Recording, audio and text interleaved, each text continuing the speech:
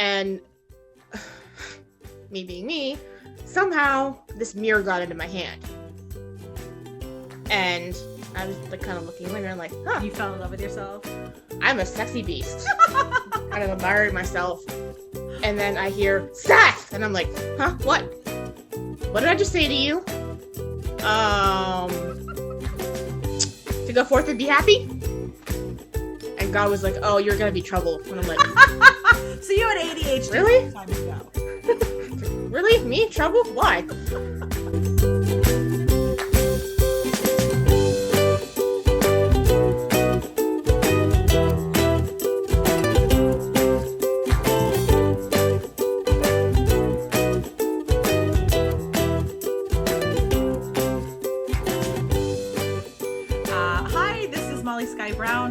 To another episode of Let's Be Frank. Today I have on Rebecca. Rebecca, do you want me to tell the last name too? Rebecca Randall? Is that right? Yeah. Well, it's too late now. I've already done it. This is Rebecca Randall. We found each other on Facebook, learning about past lives. We were in a couple of groups, different threads and stuff, and found each other talking about Jesus and past life stuff, and I just found her so interesting. She is known as Azie the Warrior Angel. She is a guardian, according to Jesus, and she's one of my good friends that can hear very clearly through the veil and remembers past lives, and we have a lot in common in that sense, and we talk quite often about our recall and what it means, and try to connect dots, and try to really figure out what we're doing in this life as well, and continuing the puzzle pieces from lifetimes ago. So I'm very excited to have Rebecca on today. Rebecca is really honing her abilities and stepping forward with helping others with their abilities and stepping forward. A lot of them are still really asleep, don't you think, Rebecca? Oh, yeah. People are waking up. I mean, you listen to the data that says, especially the political data that says the younger generation, they're not conservatives who have that kind of ideal and ideas. Mm-hmm. Younger people are liberal and they want change. And that's what this world needs right now is change. Like this is not 1950. We need to move past that. We need to get to what Jesus originally wanted us to be at. Yeah. Where we're actually being Christ-like. Right. Just a novel concept to a lot of people, it seems. Well, and they don't know what Christ is like because they think he's a gun-toting Republican that's white and cares if you kneel at the flag for some reason. So we are very confused as to who this really nice guy really is. And it seems that when we were kids, you and I had the same imaginary friend. Yeah. Yes. And that's some of the stuff I want to jump into today. We're going to dive really, really deep, probably very quickly, because Rebecca and I are not really surface people when it comes to these conversations. We don't talk about the weather unless that's really fucking important. So, you had a similar imaginary friend growing up. I think my viewers, if they've been watching, they're pretty familiar with my imaginary friend. So tell me a little bit what you were experiencing. Well, my dad was a little bit religious, I think. I mean, he never really talked about it to me or around me, or with his friends, I think much any, but I remember he had a Bible that he was given as a kid for perfect attendance for Sunday school. And when I was maybe 5 or 6, he wanted to find a church to join. And one of his friends and his wife were going to a church that was literally maybe 500 feet from our house. That's convenient. Oh, yeah. We live in a pretty small town. It was kind of like up the top of the street. And then you turn left and go past the yard across the street and past another house, and there's a church. Cute. So we went there. And my parents did not really like that church. It was very small and there weren't all that many people and they just didn't like the message. So they didn't go back. But the church had a Sunday school that I went to. And let me tell you, church basements, I do not like them. They feel weird. They do. I've been in them. Well, my ex-husband, he could, he was a lot like me. He could sense things and all that. He said that just the energy of the church draws negative entities. They can't get into the sanctuary, but they can hang out in the basement. Right, right. And that's probably what I was picking up. Yeah, Because sure. I did not want to be down there alone. I did not want to be. I felt threatened. I did not like it. I can completely understand that. I mean, a lot of these churches have, like you said, they're a draw for everything and anything. Oh yeah. They're like portals that we don't understand that in the slightest. And then on top of that, a lot of these churches, like the churches I went to, the Catholic churches like that were missions, were literally buried on mass graves of like indigenous people. So it can feel really messed up if there's like some shady past going on with it as well. That's on the church property. Because we went and visited my church that I went to school at as a little kid, and learned a lot of the rituals in Carmel. And my husband went on property, and I tried to show him the little graves in the back, because there's a whole bunch of little graves in the back, literal children graves, and he couldn't even go back there. He got physically ill. He almost started vomiting. Yeah. So yeah, I went to this Sunday school, and the teacher was nice. She gave us candy, Mm-hmm. and we started talking about Jesus, and I was like, "Ooh, I like this topic." And Perfect. so yeah, I went and I enjoyed it. But then, Mm-hmm. there were other lessons about other people, like Mm-hmm. Jewish people, and I'm sitting there like, we're not Jewish. Why are we learning this? I'm confused. Sure, sure. We didn't And realize at the time it then was a lot of history and understanding, but at the time, yeah, yeah, I yeah. remember looking at a lot of stuff going, why do we care about this? And yeah, and then my dad passed away when I was 10. Hmm. And my mom had this, I guess, crisis of faith. I don't know. Bad. I know that well, when he died, obviously we didn't have a church, so we didn't have a pastor. Hmm. But her older brother and his wife went to a church not too far away from us, and they got that pastor to officiate the funeral. Okay. And I'm always talking to him, asking, do you really think there's an afterlife? Do you really think that's where my husband went? And we started attending that church. Mm-hmm. I think that the fact that the guy was, she was newly single and the guy was kind of attractive didn't hurt that. And he was really nice, and he was, really good looking. And so we started going there, and I'm like, cool, I'm in church. I want this Jesus that I've been hearing about to come to me, because, well, Jesus is in church, right? Right. And then all of a sudden, I'm like sitting there listening to this sermon, and I'm kind of thinking, like, this isn't making a whole lot of sense to me. Mm-hmm. Like, some of this doesn't really make sense. And I think they were talking about Daniel and the lions. Mm-hmm. And I was sitting there, and I just heard this voice in my head going, kind of funny he was so brave in the face of lions, considering he wet himself till he was 12. And I almost burst out laughing just in the middle of church. And this voice just kind of kept talking to me, and I kind of like figured out who it was. Mm-hmm. And he would just make comments to make me laugh, because Mm-hmm. If you're like 11, 12 years old, churches, the service is kind of boring. Yeah, and creepy. And So not, yeah, he would you make can't really comments to understand try it. to make me laugh. Yeah. He would just say stuff, and I would be like, and they would say something like, they would be singing a hymn. My dad's favorite was Amazing Grace, which Mm-hmm. isn't a bad song, Mm-hmm. but Amazing Grace that saved a wretch like me. And I'm kind of thinking, well, Excuse me? first you tell me that I am a child of God and he loves me unconditionally, but now I'm a wretch. And I had the same thoughts and conversations, I swear. Because my father really liked that song as well, too. And I remember singing it, and I could hear a similar voice in my head being like, I'm not a wretch. Come on, that's not motivating. This song or says I'm a wretch. Slightest. And also, you're telling me that if I don't follow these rules, God's going to banish me to hell for eternity to burn. Yeah, I have all the questions. Get your story straight, people. Yeah, which is it? Yeah, I know. It's like, does he love me? Does he want me to burn? What? I mean, yeah, they didn't ever really specify who the wretched are, and I've come to find it's not me. No, it's like, It's the I don't cleanup think going that, on now. It's like, I know I'm not perfect, but I don't think I'm a didn't wretch. invoke the wrath of God. I'll tell you that right now, and I don't think you did either. Well, I make him angry at me and yell at me, but Who doesn't? But invoking the wrath of God, God's really angry at the ones causing the malarkey, not us. Yeah. But the religious authorities don't want their gig to be up because they're complicit and participating, many of them. So they're not going to identify that they're the ones. They're going to drip it down to us to feel horrible guilt. Look at the Catholic Church and how much power they wield all over the world. I know. And yet they're filing bankruptcy now.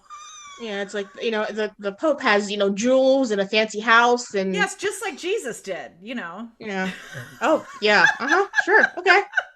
I'll go with that one. No, you're talking to a person who was there, but okay. I know. Let's get more into some of the past life stuff in just a minute. So that's how you started hearing about your imaginary friend. Very similar to mine. Yeah. He was cracking jokes, having thoughts that I have never had before because I never had the material in the first place. So there's no way that I was like, I came up with that. That doesn't make any sense.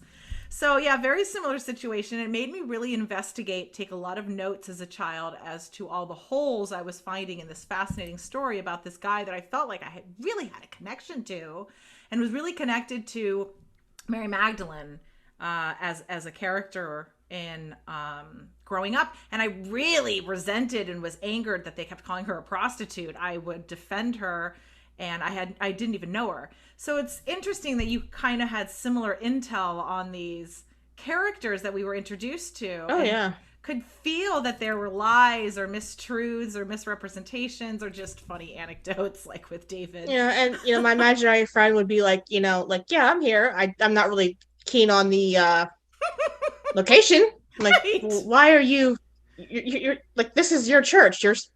I'm confused. Like, just keep listening to the sermons. You'll figure it out. Yeah, you'll figure it out. And I did. Yeah.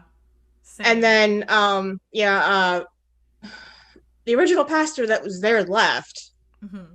And there were a few others that came. There was this woman, and I'm not gonna, bad talk her because she was a woman. You don't have to.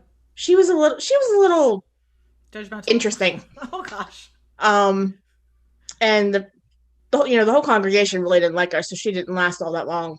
Right. One thing I will never forget is one Easter, she had her son, who kind of looked like the representation of Jesus. Mm-hmm. She had him carry a cross up the center aisle, and I was like, this is triggering me. I want to leave now. For real. I hated when they would reenact that stuff. It's like all we ever focused on. Yeah, it wasn't, we'll talk later about, why that triggers me. Super triggering. But yeah, then there was some other guy. He was okay. But my mom just decided to leave the church. Yeah. And I guess because I figured Jesus was at church, I never really heard from my imaginary friend again. Gotcha. But then years later, the same woman who took us to that first church, she kept in contact with us, and she would babysit me and stuff for my mom. Mm-hmm. And her and a friend of hers were going to a religious play at another church, and she asked if I would go along. It's like, no, I'm not doing anything. Okay. So I went, and at the end they said, if you feel called, we invite you to come to our basement, yeah, and invite Christ into your life. Gotcha. And I just had this strongest feeling that that was something that I had to do. Good. I couldn't explain it. I just good. I have to go do this. Yes. So I did. I went down there, and this nice lady met me, and we prayed, and it's like, yes, in Christ, I invite you to come be my savior. It was a kind of religious thing, but Sure. And then I heard, well, there you are. Welcome back. I missed you. Amazing. I had a similar experience. I was already hearing Jesus at the time, and we were church shopping. He really wanted me to really look at churches and understand that I really don't need one, which I appreciated. Oh, yeah. So we were checking out this one church, and the same thing. They called people to come forward, and Jesus was explaining to me, it doesn't matter the church. It doesn't matter what church or what these people's intentions are. The fact that they are doing this and invoking me and calling me and anyone who stands up, it does initiate that regardless of the church or the agenda. Jesus he's the one bonding that. So it made me feel safe because a lot of times I don't trust churches. So I'm not about to go surrender my soul to some pastor that I am feeling sketched about. But Jesus is the one that initiates. I mean, the karmic laws and the universal laws overpower what the hell we're trying to get away with. But I wanted to mention that for other people who have felt that urge or gone and maybe didn't go and initiate that, that's a way to do your come to Jesus, which Jesus has to follow karmic laws also. He can't be encroaching on you and demanding. You have to show that you want to have the experience and the connection and have the come to Jesus. I mean, that's why I do my Yeshua 2.0 activation, have a come to Jesus in your own home. No church required. But you had a similar experience, and I was called forward, and I could feel it. Like, I was like, I gotta go up there. I gotta go follow this, and I gotta do it. And same experience. He was like, hey, no. And I was like, I heard you sitting down the first place. I still hear you now. So, but we've got to recommit over and over and over again to really strengthen that supernatural power of being able to hear so clearly, right? So the more we step forward and come forward, the stronger the communication seems to get, right? Yeah, I mean, he can plant ideas in your head. Yeah. But it's up to you whether or not to follow through. Right, to do anything with it. The rule of free will. Yeah. That's, we all have that. Exactly. And so few people think or know that that's a component, that Jesus can't just do everything for us, that God can't do everything for us, that the archangels and the guardians and everyone can't just do everything for us. What would that serve? We're sovereign beings with free will. If they did everything for us, then they would be taking away our free will. And that's the thing, is they're letting us grow. I mean, good God, we could go on for eons about this, but I wanted to jump into some of the past life stuff that Rebecca works with her clients. I know you have your name on here, Stephanie. She's known as Stephanie also. So people are going to be like, who is this lady? But Stephanie does go by Stephanie as well. And but she works with past life stuff. And I want you to talk about some of the amazing past life recall that you have of really amazing knowledge that I've encouraged her to please publish books. Please publish. You have an audience, I am sure. I am sure they will eat them up and devour them. I think I sent you a link. You have. You sent me some of it. There might be a book of Cassius. Yes. So tell me a bit about some of these past lives, and then tell me what you do with your clients. What kind of clients that you work with, like who would come to you and why, and what would you guys do together? Okay. Well, I have my, nice little, I don't know if you can see it. Ankh tattoo. Yeah. Because I was originally Egyptian. Yeah. Originally Seth, actually. I do remember, I think you've posted about like fallen angels kind of enslaving humans. Yeah. I don't really know exactly what all was going on. I do remember my very earliest memory was being in this just big white room, and God was talking, and he was saying, well, this is why I created you. This is what your purpose is. This is what I want you to do. And me being me, somehow this mirror got into my hand. And I was like kind of looking in the mirror like, huh. You fell in love with yourself? I'm a sexy beast. Kind of admiring myself. And then I hear, Seth! And I'm like, huh? What? What did I just say to you? To go forth and be happy? And God was like, oh, you're going to be trouble. And I'm like... So you had ADHD really? Times ago. Really? Me? Trouble? Why? So yeah, I was Seth, the god of war, chaos, storms, and the whole Horus Osiris myth is true. And you enjoyed yourself. Oh yeah, I did. How I remember that one is I don't remember the exact comment, but Horus said, "Well, you're a lesser god. You don't have a lot of followers, so you're weak. I'm strong. You need to, surrender and listen to me." And I'm like, "Oh, really, asshole?" That sounds like Twitter. Yeah, it's like, really? You think that? Okay. So yeah, I did. There was this. They said I tricked him into a coffin. And the myth does, and I think I kind of did. There was this like throne room kind of thing area where we would all sit and gather and talk about what our plans were for everything. Mm-hmm. And on the wall, there were these portals that would take us back to our own little pieces of home or wherever we wanted to go.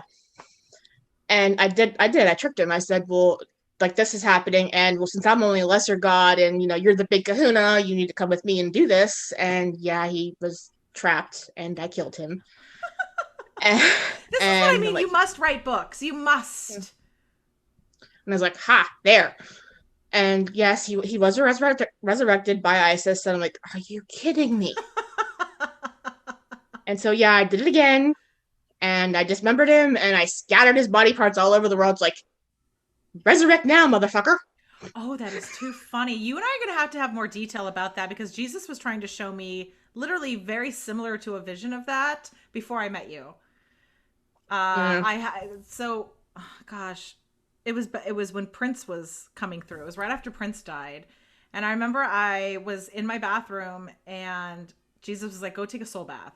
So I got in and had a soul bath, and I mean, I have such bad panic and anxiety all the time that I really need him to help ground me and focus and not disassociate so much into recall, constantly trying to recall stuff. So I got into the bathtub and he said, I want to show you some stuff from Egypt. And I was like, oh, no, like that stuff just literally terrifies me for some reason. I have been incredibly resistant to Egypt my whole life. I've not been wanting to investigate that shit much. So when he told me that we want to show you more of that and try to understand more, I was really nervous. And they were like, you'll be safe. We'll bring you through. They had me do a voice recorder, and just like put it on the bathtub and try to explain everything that they were showing me and everything that I was seeing. So what I saw was they showed me, it was black and white. It looked like a chalkboard. So it was a black chalkboard, and then there were chalk drawings coming up. And what they showed me were skeleton birds with purple cloaks coming out of the ground with their heads as lanterns. And he was saying that something was decapitated and suppressed by something evil at that time, or bad, or at that time. And I was like, oh, that's so interesting. And then that's how the world kind of went more of a angry, chaotic way versus this really soft, compassionate way, because he was showing me that there was the good side. There was that what they were showing me, there were basically oracles. One could see the best possibilities and one could see the worst possibilities, and that something silenced the best possibility one and decapitated it, and then only wanted to go with the other version, and kind of that's when the enslavement and stuff happened. That was kind of me. Yeah. I found her. That was me. Yeah, after the whole like I part of the myth is that Isis found Horus's manhood and somehow impregnated her with that. I don't know how true that is, but yeah, like Osiris ended up being, then, I suppose. Osiris like ended up being Horus's son, and he took over. Gotcha. But the rest of them were not all that thrilled with me after that. I can imagine. Well, the vision was showing that it's all coming out now. Yeah. And that was basically what they wanted me to understand. Is there no reason to be afraid of investigating the truth? It's all coming out now, and it's going to set us free, and it's going to make things better, and we're going to understand things. And I was relieved, because I was just so scared about it. So I get a lot of the lion cat connections, cat people. Bastis, she came through at that time. And I literally only trust cats and cat people. So I was like, oh, right, you're the cat part of the whole thing. So I think I was a jackal. Yeah. Oh, right. Yeah. Fucking fascinating. I'm telling you, like, have got to write books. I really didn't look like a jackal. I looked like a man, but sure. But then after that, I in most of your lives. Yes, I have been. And I was just kind of, after that, I was just kind of, I don't know how it came about, but I remember coming to this pharaoh, mm-hmm. and I said, well, I can give you power. Mm-hmm. And I'm sure you did. That's pretty much how Jesus was showing me it went down. I did. I don't know if it was just this like one time, like I really like this guy thing or whatever, but yeah, and it was transferred through sexual activity. Yep, that's how it's done. Um, Sex magic. and then like this was before Egypt was one kingdom, and like he kind of went on it. He took that power and he went on a rampage and just was kind of like, conquering everybody else and trying to be like the top Kahuna guy. And he got to some important juncture. And I'm like, well, can't have this happen. So I just kind of yanked that power away, like right in the very crucial point, and he got slaughtered. And I'm just like, haha, you're dumb. And then I'm like kind of wondering, if I did this again, would the same thing happen? Yeah. And I did it over and over and over and over. I think I did it like 8-9 times. Yeah. And all but one, just went on this crusade, and then I would just randomly just yank the power away, and they'd be laid bare and they'd get slaughtered. Well, if I can interject really quick, because Jesus and Archangel Michael are really pressing on me to add some information in for people who are listening. Evil is allowed to be here. Bad, chaos, negative, polarities, chaos, power, stuff like that. It's all allowed to be here to serve a purpose. Otherwise, it wouldn't be here. And if everything is God and everyone is God, then it all serves a purpose, and God is playing with himself, more or less. But I wanted to really specify the information that I'm getting in is to understand someone like you or an entity that's really, really powerful that works with a human. If that human is corruptible and kind of goes off course, that entity working with it will probably destruct it, because that entity needs it to do what it needs it to do. And you can say that it's a negative or a bad entity, but is it? No, I personally don't think I'm evil. Right, that's what I'm getting at. Mischievous, but not evil. People you work through can end up being way worse than what you needed them to be, and it gives you a bad reputation. But that's really what I'm kind of getting, is the understanding we need to take away from this. There was this one pharaoh that was really wise, and he's like, okay, thank you for this power. I'm going to use it to protect myself. And he didn't go on any rampages, and I was like, huh. I was very intrigued. And but I guess God decided that, like, Egypt had become a very war-torn place, and I was the cause. Yeah. I mean, I as I told God, I didn't force them to do what they did. I just gave them the power and let them run with it. That is what I'm getting at. That is what I'm getting at. And it gave you a bad reputation. But he's like, well, yeah, I can't. But God's like, I can't have you doing this. I can't have you causing this much chaos. You're going a little bit too far. Humans are dumb as shit. Yeah. So he sent. We don't know what we're doing. He sent one of the archangels, I don't remember which one, to come kind of get me, but I kicked his ass. And then it was the demon Karai, which is probably not at all well known. My ex-husband was actually Karai. Okay. And he was an extremely powerful demon. We used to talk about it. He came and like we did battle for like days. We would even say, okay, we would get tired. We're like, okay, we have enough. We've had enough. Let's have a rest. And we would trust each other enough to lay our weapons down and lay down and take a little nap. And then we'd wake up and just go at it again. And eventually he was like, okay, I've had my fun. I've been entertained. This was nice. This was interesting. You gave me a challenge, and then snap his fingers and I'm a little glowy ball. Like, are you shitting me? Trust no one. And so I was taken back to God and kind of put in storage for a little while, just to kind of chill out. Sure. And then when it was time for incarnation was Merlin, though. Before this one. Right before this one, it was my name was Eric. Oh, right. Yeah, and that was the whole Hitler stuff. Right. And that was not good.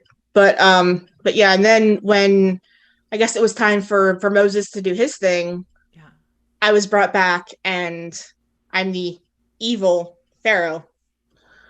And that's always kind of stuck in my craw that my story never really got told. Right. Because there are two sides. And his side is in the Bible, and mine is, I'm just a horrible person. Well, I hope you write it. This is the perfect time to write it. I really hope you do. Yeah, and please do audiobook too. I want it in full theatrics. Yeah, I knew he was my adopted brother, Mm-hmm. but he was my best friend. We Mm-hmm. were really close. He was even my first kiss. Hmm. Like I do remember we were sitting doing something and talking, and I just kind of leaned in and I kissed him, and he kind of looked back like, "What are you doing?" And like, I guess nothing. Um, because like I was, it talks about the Egyptian pharaohs being very frail and sick Yeah. because of the incest. Right. But I was not, and the story that I was told about that is that my parents were only second cousins. Gotcha. So they were far enough apart. Yeah, and it was kind of like and this is kind of points to how what God intends is going to happen, Mm-hmm. because there was some law or rule or something that the heir to the throne had to have the purest blood possible. Yes, I know that to be true still, or at least they pretend that's Yeah. necessary. Um, but my father married my mother, and I don't know if it, and I know that he like really had a thing for her. Oh, so it made it illegitimate? Yeah, kind of. Gotcha. They were supposed to kind of steer clear of each other until he had an official heir, Right. but that kind of didn't happen. Mm-hmm. And so his queen and my mother both found out they were pregnant at the same time. And procedure was that I was to be aborted to make sure that, the purest heir possible. Yeah. But my father, to his credit, I guess, because he was an asshole. Like when I'm born to power, I'm always raised by assholes. I don't know why. I guess so Um, that you'll be powerful. um, to his credit, he didn't want to do that. Yeah. So Aw. he had both women examined by his priests, Mm-hmm. and they said, "Okay, well, you don't have anything to worry about. Your queen is going to give birth to a son, and she's going to give birth first, and this other wife of yours is going to have a daughter, and it'll be days later." Gotcha. Well, the queen did go into labor first, but my mother was like 4 hours afterward, Yeah. and the queen's child was a girl, Uh-huh. and I was a boy, and my sister died about 6 hours after she was born Mm. due to birth complications from incest. So they swapped you in? Mm-hmm. Aha. So like I wasn't Where supposed to. opportunity strikes. Like I was never supposed to be born. I was never supposed to have the throne, but Yeah. I did. Yeah. So that's where God wanted me, and that's Yeah. where I was. Yeah. And so Moses and I we were very close. I remember going to see that Disney movie, The Prince and Me. Like Mm-hmm. I'm kind of like I was kind of like ambivalent about it. Like, do I want to see it? And at that time when it came out, I was like so young enough that I really didn't remember all of this. Mm-hmm. But that scene where Moses kind of finds out who he was, like Mm-hmm. who he really was, and then this guard tries to kill this Hebrew woman and all Right. that. Right. The way I remember it is I was bored and I was kind of walking around, and I bumped into him like, hey, where have you been? And he's just like, I don't want to talk about it. Like, cool, we'll just take a walk. And he says, well, you're the heir apparent. You're not supposed to be out around here. You're supposed to be in the safety of the palace. I'm like, well, I'll be Maybe. fine. Right. What's really going to happen to me? I really didn't have any fear. Right. Um, that didn't come until after the first assassination attempt. That'll Um, do it. and then yeah, we came across this building and we were just kind of watching, and yeah, a woman fell, and the other Hebrews wanted to stop and help her up, and the guards were like, no, just keep going, and they were cracking their whips, and Moses and I were both standing there like horrified, like what the hell are they doing? Mm-hmm. And he was an adopted child. He really didn't have any power, so I'm like, hold up, people, stop, Right. because I said it, they had to do it. And I got into with this guy. He's like, well, if like you had us stop, and now we're gonna have to get it going again, and that's gonna be hard, blah blah blah. And like, well, you got it going in the first place, so human life, you can like stop, and it's gonna cost you a few extra hours, but you can do it again. Right. And he kept arguing with me, so I'm like, you know what? Trade places with her. He's like, what? I'm like, you heard me. And then he was lying on the ground, like, go. And everyone's looking at me like, I'm the heir apparent. I'm your prince. I said go, go. And he was right over by the block. And Mm-hmm. Moses is like, what did you do? Like, I taught them a very valuable lesson.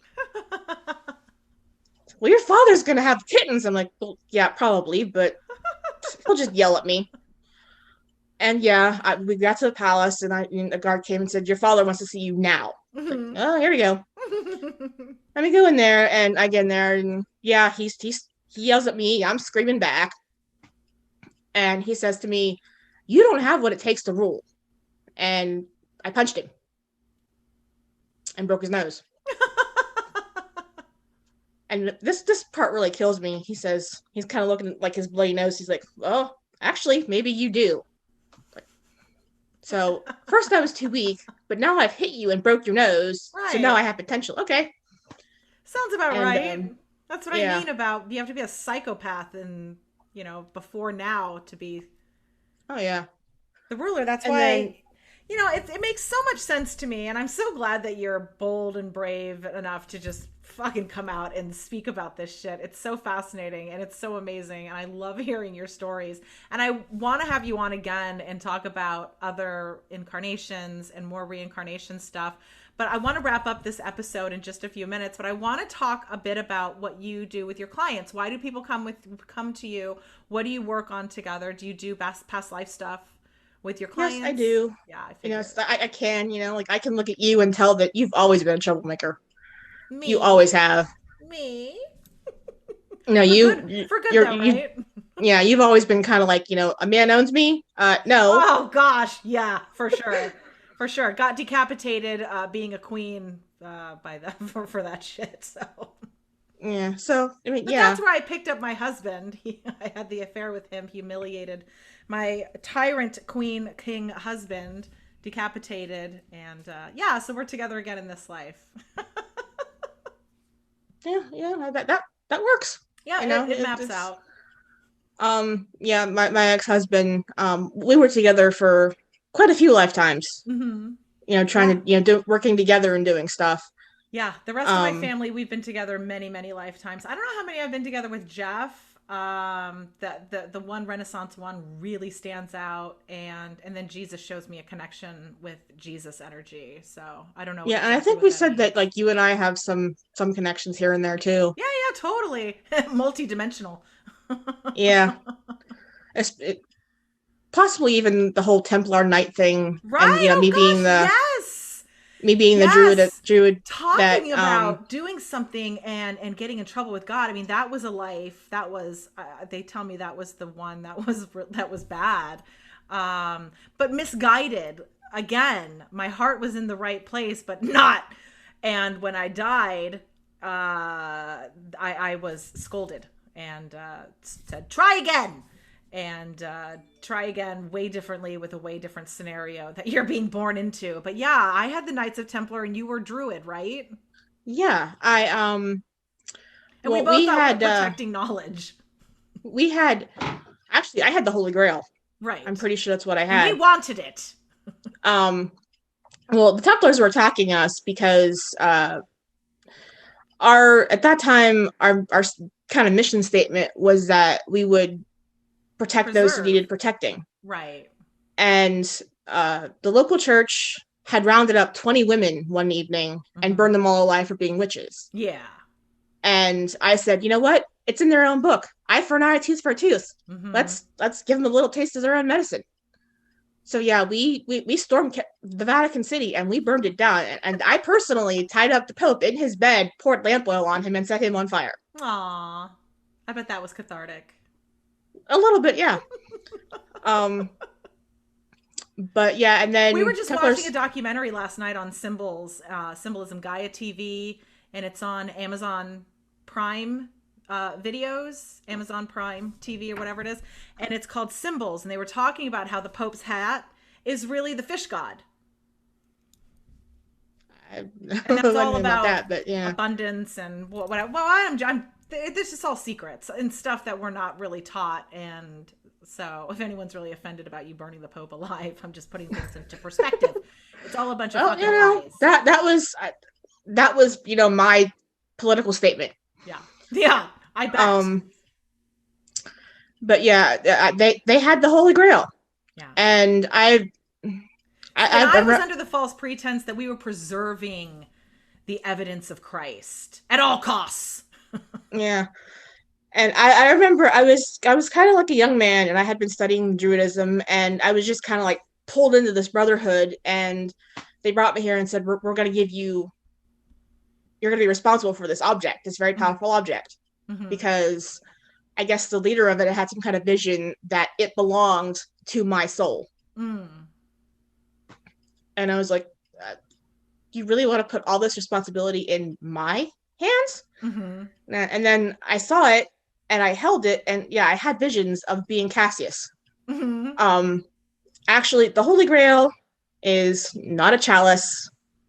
It was a gift given to Jesus by Cassius. And that is why it belongs to my soul, because I was Cassius, and I gave it to him. Yeah. So yeah, they said, if we're like really under attack and things don't look good, your job is to grab this object. And there was a little kind of a secret passageway out. Like, here's the passageway, grab the object, run, hide it, protect it at all costs. And what's the object? It's a necklace. Is it? Okay. Yes. Aww. Well, it, like, how metal can absorb the energy of the person wearing it. Gotcha, yeah. So imagine, he wore that probably like 4 years, so imagine that metal being on a person like that for like 4 years and absorbing all of that energy. Yeah. So yeah, it has some power to it. Wow. That's amazing. So yeah, so we went and we stormed the Vatican City and burned it down, because we're like, you're burning women for witches for, because you don't like them, or you don't like how they're acting, or this is like bullshit. Yeah. And so the Templars were sent after us, and our commander, said to me, hey, go time. So I grabbed it and I ran out, and yeah, I ran across a Templar Knight, and I was kind of like, okay, I'm caught. And this Templar Knight is like, I know what you have in your hand. I know what you're doing. Go. And that might have been you. Ooh, I wonder. Very interesting. We'll have to talk more about it. I was getting a huge connection and tingles while you were saying it. Yeah, so he's like, I know it's in that box. I know what your mission is. Go. Oh, interesting. I wonder if then I was turned on by the Templars and murdered then, because Jesus pulled a big sword out of me. I think it might have been shortly after that. I mean, because I know... Right. Well, it would have been. I did hide the object, and I used magic to do it, so that it couldn't be found. But then I was like, my brothers are, in there fighting, and they're giving up their lives. I can't sit out here and do nothing. Yeah. So yeah, I went back and when I was going through the Templar stuff with Jesus, he was showing me the Templar stuff right around the same time as that Egypt vision and him explaining the Egypt stuff. But I got a big vision, and he pulled a dagger or a sword, something out of my top of my chest, like my solar plexus, and was showing that I was taken out that way. And then also a bit reprimanded. But I guess I didn't get in that much trouble because I was allowed to come back and do good stuff super quickly. Well, quick enough, it felt like anyway. But I've had such a great time chatting with you. I want to have you come back on, and we'll talk more about Cassius, and we'll talk about Merlin, and we'll talk about... I think one of the times you and I talked, you asked if there was elf stuff. So yeah. I was an elf once, and I really liked that life. And I'm sure I was something within that mystical dimension as well. So I would love to talk more about that with you. So are you running any specials right now for new clients? I mean, my mom got a past life reading 30 years ago. It was $200. So I wanted to right now any specials who can reach out to you. We'll have links in below for people to reach out to you and book sessions. And right now, since I haven't really been doing this long and I don't have this built up reputation. Oh, stop talking. You have been doing this fucking lifetimes. Just because you've not integrated into this muggle world just yet. You've been doing this forever, but go on. In this life, I have been doing it for like friends. Right. for like all my life. Right. Exactly. But I never really charged anybody. So Well, you until I get must. It's a you huge know amount of energy that you invest into yeah, reading until I someone. get like a really good like reputation built up, I'm going to be pretty affordable. Yeah, of course. So what's the I deal? have like a past life regression for $75, which I think is a pretty good deal. Very fair. That is very fair for entry, especially You how much know, work goes into it. You oh get quite yeah, a bit of I have detail to like back. I get tired afterwards because I yeah, I can mean I have imagine. to like I need a picture because the eyes really are the window to the soul, and Right. I You can look at read the someone's impression of the eyes. energy. Yeah. And I'll tell you about a reading I did not too long ago. Mm-hmm. Some woman just said it was posted in a free psychic group that I do readings in, Mm-hmm. and oh, I forget what she said it was, but like I could see. Or no, she said like a lot of shit's been happening to me. What's going on, and I just kind of popped that out of my mouth. Karma, past life karma. Mm-hmm. And she wanted to know more, and I kept looking at her, and I could see like you murdered some people. You told me this. Yeah, and as it kept going, I found out that she, I think it was like maybe like 15, 1600s. Mm-hmm. She had been somebody's mistress. Like, Mm-hmm. he was kind of a rich, powerful guy, and she was his side piece, Yeah. and he was promising her the world, Mm-hmm. and then she ended up pregnant, and then he's kind of like, well, your liability, bye. Right. And she flipped out, and she killed him and his wife. Understandable. So that's her like kind of karmic debt. Sure, sure, sure. And one of the things I want to explain also is there's so many reasons, loopholes, ways that you reincarnate back in. You can be pure evil and still come in. There's certain ways that you are literally taken out of the game by design. But if you've had past life stuff where in this case you murdered someone who literally wronged you, you have a karmic debt back to the planet, and that also kind of forces a reincarnation also for you to resolve it. Because I remember somebody asking me a couple of years ago, is reincarnation a trap? Are you forced to reincarnate? And I was getting like a yes and a no when I was asking for that impression, like that it was way more than that. Like, don't be afraid of the reincarnation thing, but also, yeah, sometimes you're forced reincarnation because that's your karmic debt. And other times you reincarnate because you've agreed to come back and you have an agenda. So there's all these different ways that we're playing the game and coming back into this realm through all these different loopholes and reincarnation karmic debts as well. So as we look around and we're like, oh, how is evil in manifesting here? Well, evil has to fucking rectify itself too. Yeah. From what I understand, you are created by God for Mm-hmm. like an ultimate purpose. Yeah, But then, as you've said in other episodes, this is kind of boot camp. This is where you it come to learn the is. lessons that Yeah, you're going to need yeah. to fulfill that purpose. Yes, yeah, because there's other So, layers that are way more intense and that are, you need to be a little more refined to really yeah. understand and work in those spaces long term. And so many people, oh my God, it's so drama here. Like, that's one of the things Jesus was telling me and keeps reiterating is the theatrics of earth are so fucking dramatic that people have a hard time disengaging and even leaving it when they've died, that they can even go to higher dimensions and work there because they're so consumed with what's going on with earth and helping ones that are still there, loved ones and stuff like that, when that's really not what we're supposed to be doing, especially because we don't work through the veil much anyway. We've been told to ignore ghosts, don't work with them, don't talk to them. So they're annoyed because they want to help, they want to make earth better, so then they've got to work out in these other dimensions and do it from that perspective of helping earth. I mean, it's so much to comprehend and explain and understand. This is what my father's been explaining to me since he's passed as well, working in a similar dimension through the veil with the galactic. And I mean, it's just been absolutely fascinating what's been explained to me of the theatrics and drama of earth. And if we can understand at the end of the day that this is like a giant experiment. Yeah, that's my theory. I can never get God to confirm or deny anything. Yeah, yeah. But like I kind of feel like we're a science experiment. I have been able to confirm that, and when I try to push past it, it's like irrelevant. None of this is, you don't need to know what's past me, past this. Just understand that I am trying to prove myself infinitely. You know, like this And is it's kind like, of like motherfucker. his science project. We're like a little Yes. terrarium. Yes, totally. And if we can look at it from that perspective, maybe we can have less fear and get shit done, right? Yeah, yeah. Hopefully, one can hope. Hopefully. It's a choice. It's a choice. Yeah, my ultimate purpose is tied to the apocalypse that's happening now. Same. You know, when Jesus is coming back. You know, I'm gonna be in that fight. Yes, So, help ushering that in, of course. oh yeah, Absolutely. And that's why you and I are connected. We're on the same wavelength. I'm the same. you know, we're As soon as we get off this, I'm doing my solo episode on the book of Revelation that I've been needing to do for, I think, a year now.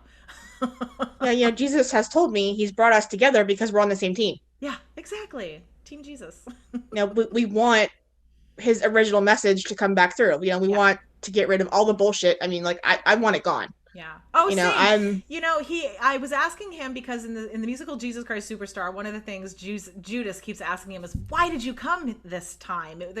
Why'd you choose such a backward time in such a strange land? Like we weren't developed, and no one could hear you. Why didn't you come today now? And Jesus was telling me he had to come then, first of all, and if he had never come then, this reality would never even exist, this one we're in right now, because we'd be so enslaved. We would be so horribly enslaved without even the legend of Jesus 2,000 years ago to at least spin and snowball something. And then he required a second coming to further set us free. But it's that bad, folks.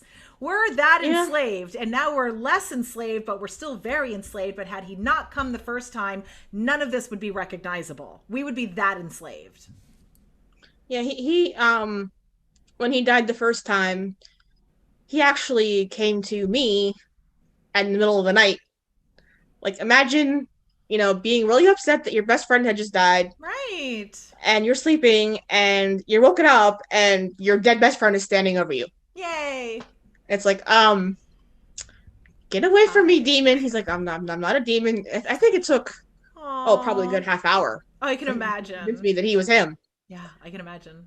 And then he's like, well, you know, there's like, I need to ask you some favors. And I'm like, okay, you were alive. I followed you. I did every favor you want. Mm-hmm. And now you put me through all that shit and you're asking me for more favors. Right. It's like, well, I'm sorry, but you're the person that I can count on. Sorry, I kind of died and I need you. Fine. What do you want? And then he told me what he wanted. And I'm like, well, first of all, I was supposed to get into his tomb. And I'm like, I am one person and there's that huge fucking rock there. Exactly how would you like me to do that? Yeah. Like, oh, don't worry, it's taken care of. Yep. Like, okay. So yeah, I go there in the middle of the night and the rock had been moved. And Gabriel was just kind of sitting there on top of the rock. He's like, hey. I'm like, what's up? Hi. It's like, so you're doing this gig now. I'm like, you know me? He's like, yeah, I know you. And when you leave this life, you'll know me too. Yep, you'll remember. Yeah. Remember. And then forget. Like, and then remember. okay. And then forget. Like, I'm just gonna go do what I was asked to do. So, you know, just hi and bye. Yep. You know. Yeah. And then Amazing. then after that I had to and you know, we'll have to get into this later, but I had to return to Rome because I'm sure you were summoned. Yeah, well this it didn't really matter at the time. You know, I was following a Jewish prophet. I was not at my post. Yeah. I had pretty much betrayed or abandoned Rome. Yeah. You know, that was I was a traitor. Right. And they were going to kill me. I can imagine. And it's like, you know, I think I posted, you know, on the group, like, have you ever wondered if Jesus was the only one arrested and nobody had any contact? Right. Nobody How had do they know what happened? You know? Except you. Yeah, I was there and they were going to kill me. And Jesus is like, you know, and Pilate was like, okay, what's your name? And I kind of sat there and I was going to be defiant and not tell him. Yeah. And Jesus was like, this is Cassius Aurelius. And he's like, Aurelius, why do I know that name? And Jesus is like, you know you're Caesar? Well, Marcus Aurelius is his right-hand general. And this young man here is his youngest and only remaining son. Yeah. So maybe as a favor to him, he would like his son returned to him alive. And look how God set all that up. Yeah. So that we could tell the story 2,000 years later also. Because that was, this is really, really funny. We were first arrested and brought in front of Pilate. And this kind of like plays into like just the way Jesus really is. Mm-hmm. He said, if you really wanted the stick removed from your ass, you didn't have to have me arrested. You just had to send somebody and ask. But then, yeah, I guess Pilate didn't have it. And the guy that was holding me kind of like held a knife to my throat. He's like, be a smartass one more time and your friend dies. He's like, okay, calm down. I can imagine. You know? I can imagine. It was heated. Oh, yeah. Rebecca, we could talk about this for ages. I mean, and I can't wait to have you back on, and I want to interview you and talk to you more. And but let's go ahead and wrap up this episode. So thank you for joining me on another episode of Let's Be Frank. Today I had on Stephanie Rebecca Randall, past life extraordinaire. And thank you so much for being on the show with me today. Yeah. And also, you know, anybody who's kind of searching for their purpose or anything like that, you know, as we get into past lives, many of mine have been about being a warrior and, you know, being a beast on the battlefield. And that's, you know, a big part of that is the intuition that I have. And God has decided that in this life, I'm supposed to take that intuition and guide others. Yeah, definitely. So, same, you know, same I can do that. That's fine. Yeah, we're on parallel paths, sister. If you'd like to work closer with me, you can opt in through the show notes to an email sequence where I teach you the basics of all things manifesting.